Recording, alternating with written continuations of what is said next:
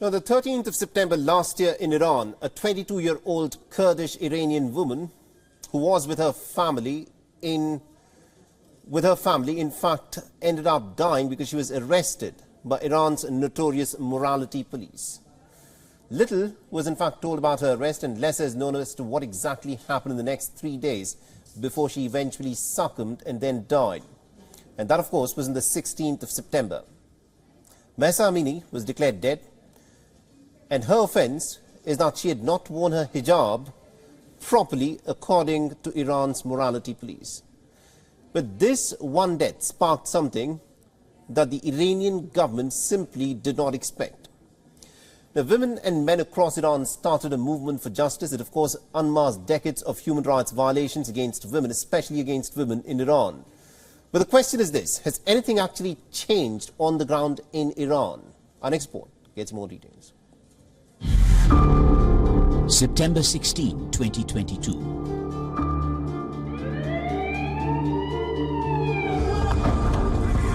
A pivotal day for Iran. A year ago, around this time, Iran's morality police arrested a 22-year-old woman, Mahsa Amini. Her offense, showing too much hair beneath her compulsory veil. Soon, the news of her death came.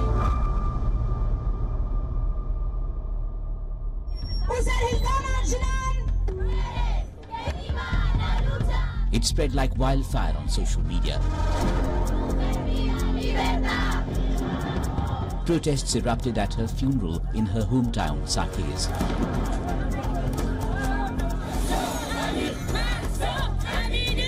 They soon spread to the rest of the country. Chants of woman, life, freedom echoed on every street.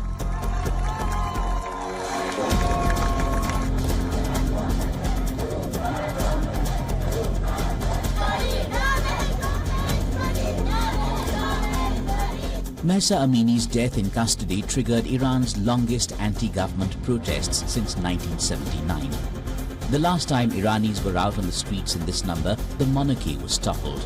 The Islamic Republic was established.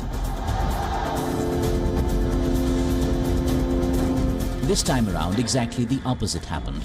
The same republic established more than 4 decades ago proved itself too ideologically rigid to reform and too ruthless to collapse.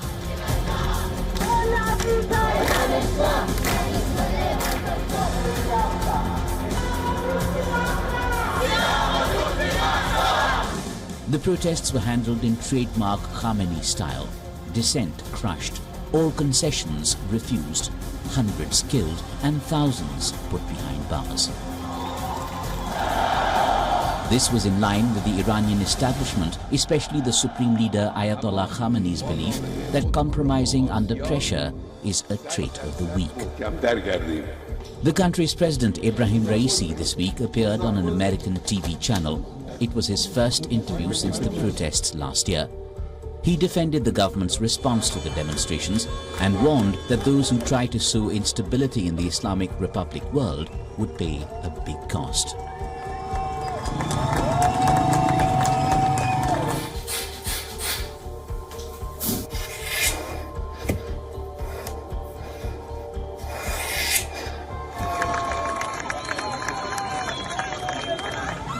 At first, morality police largely vanished from the streets after Amini's death, but they returned when the protests fizzled out.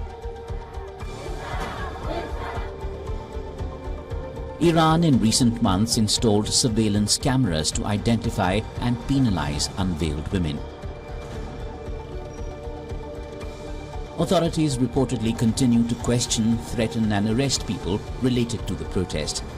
But despite it all, the society is seeing a small change. Many Iranians say the number of unveiled women continues to grow, and that has Parliament considering longer prison terms and harsher penalties. There's another side to it too. After months of unrest, Iranis adjusted to the new normal. They're managing with more curbs, more sanctions, more compromises. For many, hijab is no longer a concern. Not to get it wrong, it remains a sore point. But the economy putting food on their plates supersedes it all.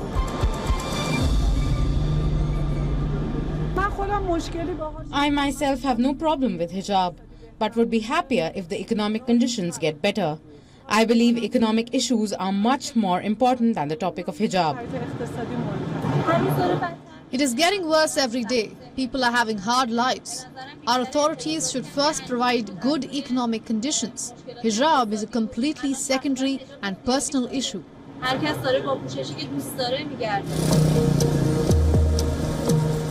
The Iranian economy is in a shambles. On top of it, millions face the wrath of climate change.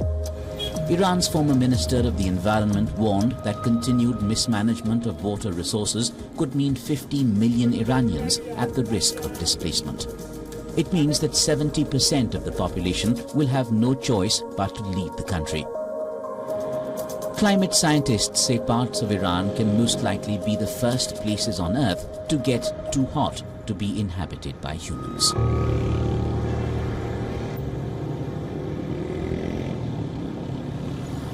WION is now available in your country. Download the app now and get all the news on the move.